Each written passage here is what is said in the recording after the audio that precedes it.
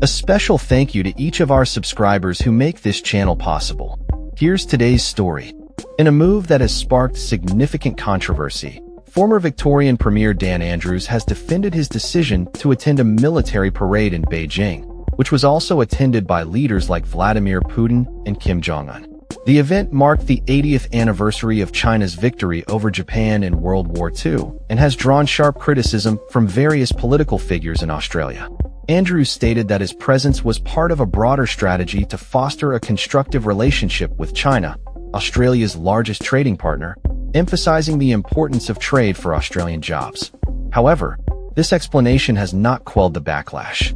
Liberal Senator Dave Sharma criticized Andrews for attending a military parade that he described as a show of power intended to send a strong message to Western nations, including Australia. Sharma noted that there is a clear distinction between engaging in commercial relations with China and participating in a military display that aligns with authoritarian regimes. Senator Jane Hume echoed this sentiment, labeling the attendance as an extraordinarily appalling lack of judgment and questioning why the Prime Minister has not condemned the actions of Andrews more forcefully. Meanwhile, Andrews reiterated his condemnation of Putin's actions in Ukraine and stated that his attendance was an opportunity to engage with regional leaders, including former New Zealand Prime Ministers and the Malaysian Prime Minister.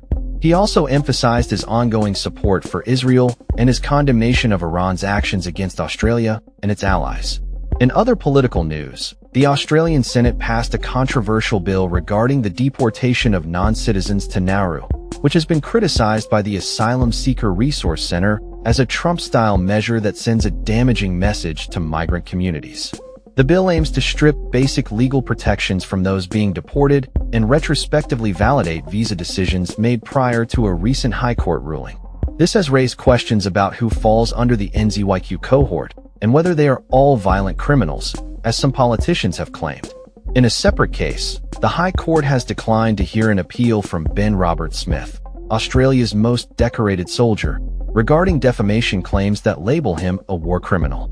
This decision ends a 7-year legal battle over allegations of his involvement in the murder of unarmed Afghan civilians. Roberts-Smith argued that the findings against him lacked sufficient evidence, but the court ruled otherwise.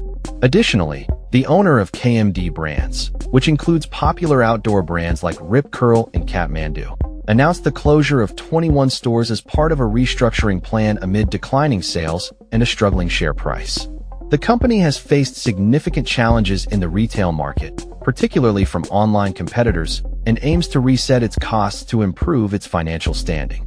Lastly, Bill Shorten, a former labor minister, commented on the historic Robodebt class action settlement, stating that it closes a dark and shameful chapter in Australian public administration, although he acknowledged that it could not erase the pain inflicted on victims of the scheme.